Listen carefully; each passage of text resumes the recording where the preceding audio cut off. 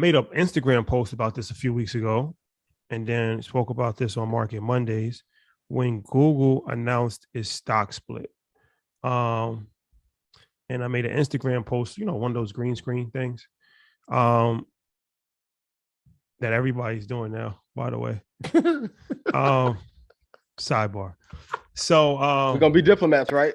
Oh man, you have to talk with me when we was in London. I'm calling out names. Yeah, writer. we gotta be diplomats. Come on, we're not doing that. But it was saying that it could lead to Amazon, a stock split for Amazon. We talked about on Market Mondays, and lo and behold, it's on record. You can see that it was documented on Market Mondays.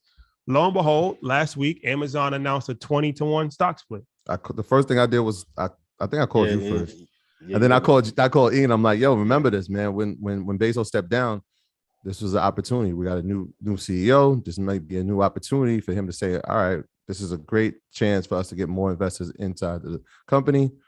And lo and behold, the day came. Yes. My stock of the year. So Amazon. All right. So Amazon. So let's talk about, everybody wants to probably know about this situation. Yeah. What does it mean? Does it mean the stock is going to go up? Every time a stock splits, it's the same conversation. So Amazon, and it was interesting because when Google split, Amazon was the last big tech company to have a 4-digit stock price. Mm-hmm. And, it was rumors that, that could be the next stock to split.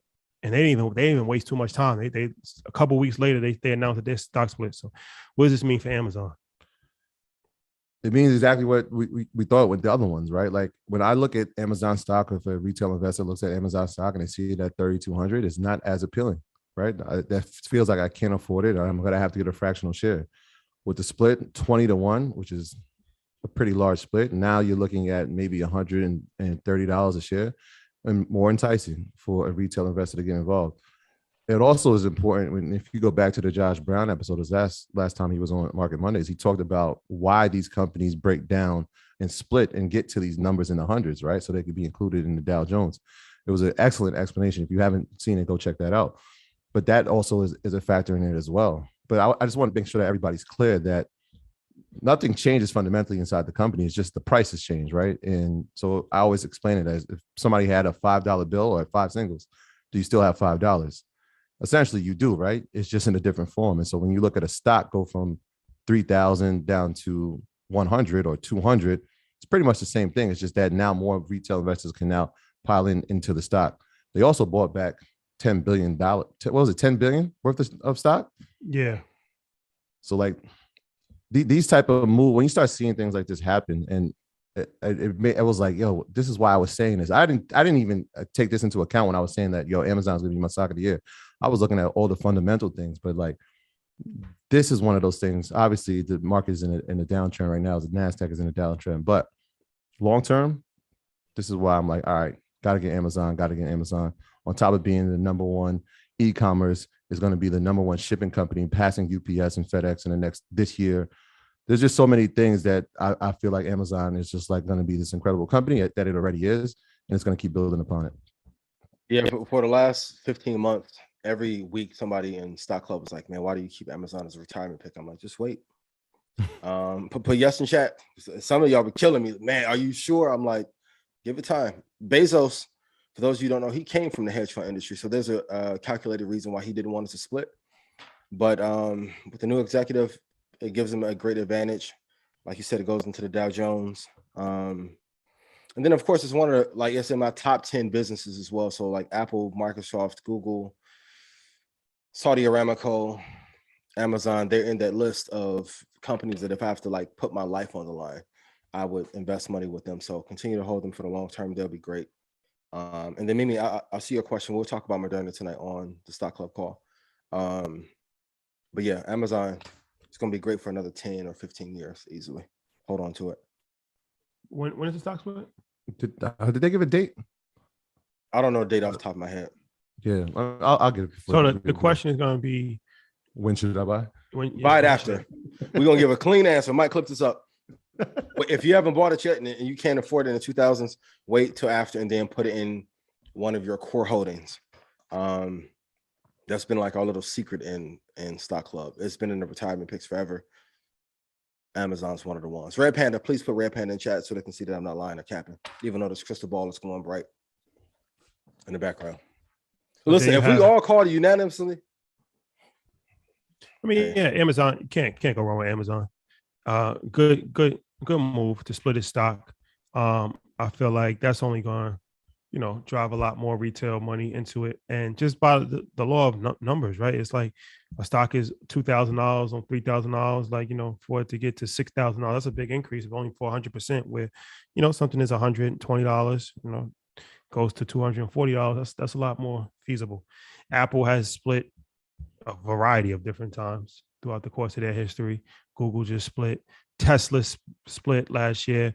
Amazon is about to split. So NVIDIA. Yeah, it makes sense. Mm-hmm. Makes sense. Run it up on Disney too, because now Disney. But because now when you have to pick between the two, since the price is cheaper, now you're going to have to say it's like getting LeBron at $5 million a year. I may like Pat Beverly at $5 million. If I can get LeBron though, now you have to make some tough decisions about what am I going to have in my portfolio if I'm going based on price that I have available. You have a superstar available for pretty much a rookie contract in your portfolio. That's going to be very hard to turn down. They're doing some interesting with their streaming service right now. So Disney Plus, and they kind of announced it like subliminally, but they're going to be having different tiers now. So like if you have Disney Plus, you just pay that one tier, or the tier that gives you ESPN and all these other things. But they're going to have another tier where you can have advertisement or non-advertisement. So that's just another revenue stream on top of what they're doing. Streaming service is doing incredible. It's almost, it's going to catch Netflix within the next 3 to 5 years, but having that ad service in it, now you're talking about more revenue on top of the parks opening. I just saw that Disney Paris reopened. So here goes my good company, Disney again. The stock split for Amazon, though, May 27th. It goes in effect May 27th. So that's when it'll split. There you have it, ladies and gentlemen. China stock suffered its worst sell-off since 2008. It's now a good time to buy. China. I mean, I think we can't talk about whether to buy or not until we understand why it hit its lowest point since 2008. So obviously, and if anyone wasn't paying attention, COVID is back in China, and so allegedly, well, they closed down factories. So they closed down factories, which led to the sell-off. But so I mean, obviously, the way they handled COVID in the early stages was a lot different than we did, and so they didn't have the type of outbreak. But there are certain cities right now in China that are noticing outbreaks, and so what's happening what cities is it? Wuhan. Shenzhen, which is key for a lot of technology companies, including Apple. I think 1/5 of the production happens in the city, and so since there's an outbreak, they've closed down factories for 6 days. That's the minimum. They got to close them for 6 days. And anything, if they don't see numbers changing, then they extend it. And so you shut down production for 6 days, shut down a lot of business for a lot of companies.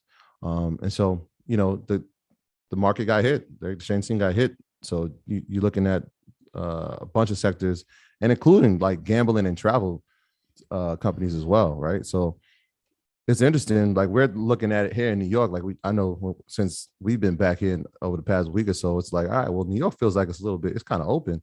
And so to hear COVID and hear China again, I'm like, nah, man, not again. We can't, don't do this. I mean, and once again, we are one of the few countries that lets the companies run our country. And also too, when you guys are investing in Chinese companies, even in publicly traded markets, you need to make sure that you're actually owning shares of that company and not offshore accounts. That is a fact. Now, that is something like when the fine print, when you try to buy shares of these companies, like if you try to buy shares of Alibaba, look at the fine print and what you're actually getting. I don't want to bring up the Luckin Coffee thing, but I will. There's a few. When I did the Luckin Coffee thing, I looked at the fine line and I looked under. I'm like, wait, I'm actually not buying shares of the company. I'm buying like, well, and so like that, like doing that type of homework and doing that research led me to, all right, well, okay, here comes the rug. Dior, right? Rest in peace, Pop Smoke. Listen, when we say do your own research, go look. This isn't a conspiracy theory either. Like, go look and see when you actually buy what you're getting. You have to be very careful. And then the way that government runs their country is how most countries are ran. So you have to be careful. And then when Jack Ma just, he went to his meditation retreat for a few months, that was indicative of what's to come. Now, if Alibaba goes 20% underneath its all-time low, I would definitely take a look at it. My graduates from my school being Forbes, bag drop. Bag drop. A mic drop, bag drop. Bag drop.